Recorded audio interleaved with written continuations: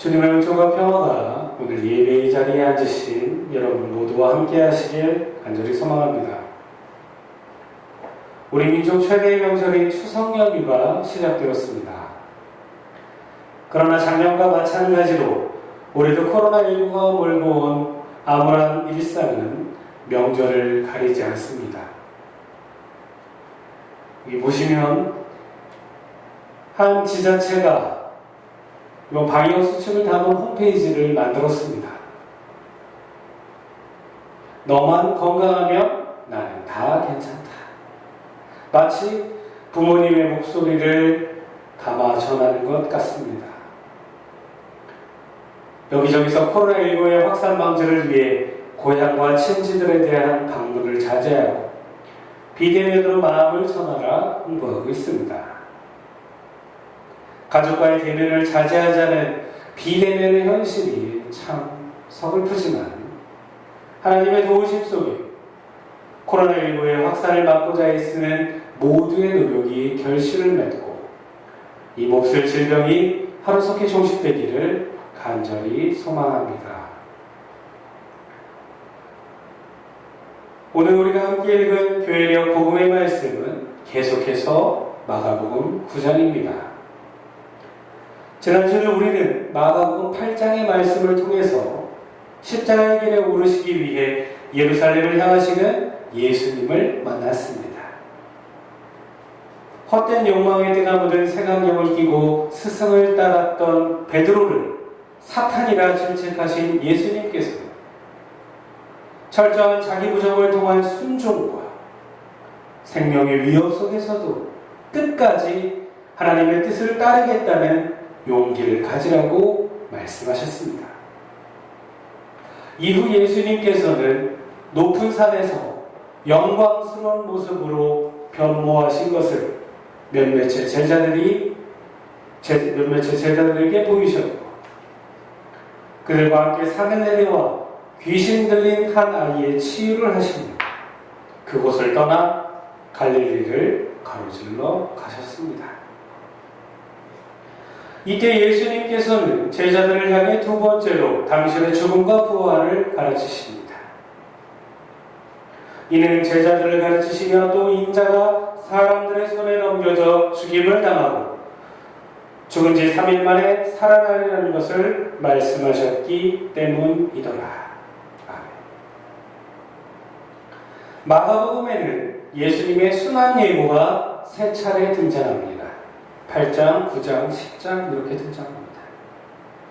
그런데 이 세 차례의 순환 예고가 동일한 패턴을 지니고 있습니다. 먼저 예수님께서는 자신의 정체에 대해 드러나는 것을 원치 않으신 상황에서 순환 예고를 하십니다. 그런데요, 두 번째로 제자들이 하나같이 알아듣지 못합니다. 그래서 세 번째, 예수님께서는 당신의 가르침을 이해하지 못하는 제자들에게 다시 한번 가르침을 주십니다. 아마도 마가 공동체는 예수님의 참혹한 십자가의 죽음을 스승의 살아생전에 제자들이 결코 이해하지 못했다는 것을 강조하기 위해서 이 동일한 문학적 패턴을 세 번이나 사용한 듯 보여집니다. 이처럼 제자들은 명확하게 제시된 예수님의 두 번째 순환과 부활 예고를 온전히 이해하지 못했고 베드로처럼 질책을 당할까 두려운 나머지 감히 질문할 엄두조차 내지 못하고 있었습니다. 아니 어쩌면 그들은 예수님의 이러한 순환과 부활의 예고를 이해하고 싶지 않았을지도 모릅니다. 그들은 예수님께서 지상의 통치자들과 마찬가지로 강력한 권세를 가진 왕이 되시고 자신들은 그분의 왕국에서 부귀와 영화를 누릴 꿈을 버려야 하는 것이 몹시도 두려웠기 때문입니다. 예수님께서는 아버지 하나님께서 마련해 놓으신 길, 곧 하나님의 일을 이루시고자 십자가의 길을 순종하시고자 하시는데 제자들은 여전히 사람의 일에 시선이 머물러 있었습니다. 급기야 이러한 제자들의 욕망이 가버나움으로 가는 여정 속에서 분출되었고, 예수님은 제자들에게 길에서 서로 토론하는 것이 무엇인지 질문하시는데, 마가 공동체는 제자들의 토론의 주제를 34절에 명확히 기록합니다. 그들이 잠잠하니 이는 길에서 서로 누가 크냐 하고 쟁론하였습니다. 몇몇의 의견들은 제자들의 논쟁의 원인이 앞서 말씀드린 바와 같이 예수님의 왕위 등극 후 논공 행상에 있는 것이 아니라 예수님 사후에 벌어질 후계 구도에 대한 다툼이라고 주장합니다. 한마디로 예수님이 2번에 걸친 죽음과 부활을 예고하셨는데, 그렇다면 주님이 죽으신 이후에 누가 예수님의 자리를 대신 차지할 것이냐? 여기서 누가 크냐라는 말, 그리스어로 티스 메이존이라고 부릅니다. 직역하면 누가 위대하신 분? 동사가 없어요. 누가 위대하신 분이라는 문장입니다. 이 크냐라는 말을 시리아어 역본은 라비를 의미하는 라브로 기록하고 있습니다. 조금 어려워도 금방 넘어갑니다. 예수님께서 예고하신 순환이 닥친 후 라비가 당시에는 위대한 분이라는 뜻이었거든요. 그리고 위대한 스승, 위대한 선생이라는 뜻이었어요. 예수님이 위대한 스승이신데 예수님 사후에, 예수님이 돌아가신 후에 누가 예수님의 자리를 차지하는 랍비가 될 것이냐? 그 위대한 사람이 누가 될 것이냐? 예수님의 후계를 이어받을지를 두고 지금 제자들이 다투는 과정입니다. 이러한 다툼의 배경에는 9장 초반부에 등장하는 변화산 사건이 있죠. 예수님은 높은 산을 오르실 때 단 3명의 제자만을 선발하십니다. 베드로와 야고보, 요한. 9절에서 산을 내려오실 때 예수님께서는 당신께서 눈이 부시도록 희게 변하시는 광경을 목격한 것에 대해서 이 3명의 제자들에게 함구시키시는데,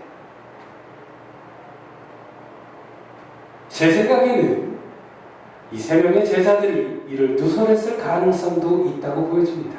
물론 몇몇의 학자들도 의견을 같이 합니다. 그러나 이것을 차치하더라도 3명의 선발된 제자들을 두고 누가 그들 가운데서 더욱 스승의 신임을 받는 제자이며 후계자가 될 것인지, 다른 9명의 제자들에게는 초미의 관심사였습니다. 마치 요즘 내년도 대선을 위해서 누가 경선 후보가 될 것인지, 민주당도 그렇고 국민의힘도 그렇고 서로 다투잖아요.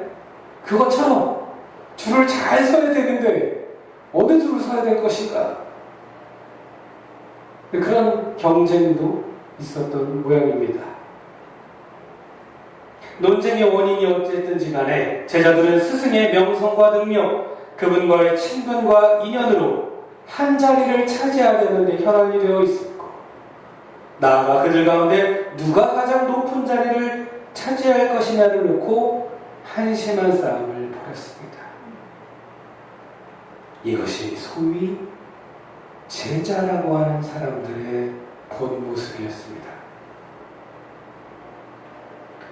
그러나 예수님은 한없는 자유로움과 놀라운 인내심으로 제자들을 또 가르치십니다.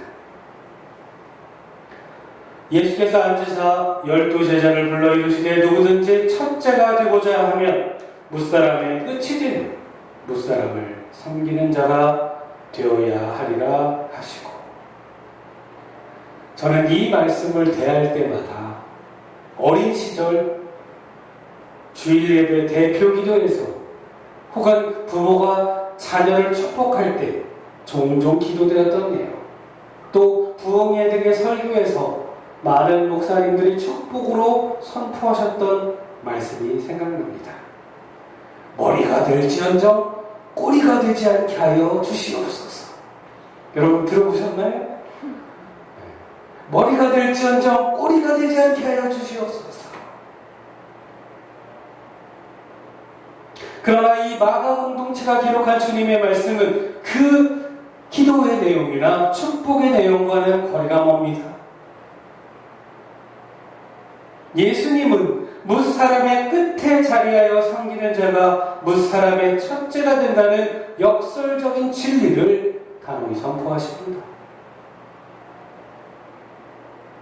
즉, 자신을 낮추고 능동적으로 다른 이들을 돕는 자들이 세속의 지혜로 볼 때는 어리석기 그지없는 꼴이지만, 예수님께서는 하나님의 지혜로 세속의 지혜를 불식시키시고 하나님의 종말론적인 능력이 나타나는 때, 곧 십자가에 죽으셨다가 부활하신 주님께서 다시 오시는 그때에 비로소 꼬리로 평가되었던 하나님의 자녀들이 머리가 될 것임을 역설하고 계십니다.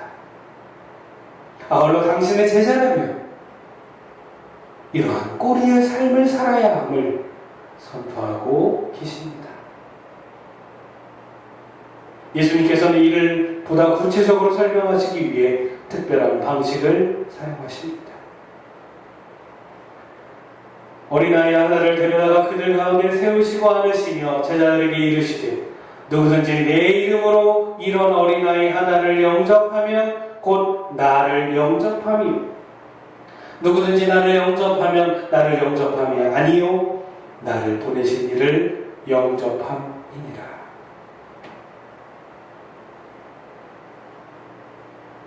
여기서 어린아이는 헬라어로 파이디온이라고 부릅니다. 파이디온 선교회 있죠. 어린이 선교하는 파이디온.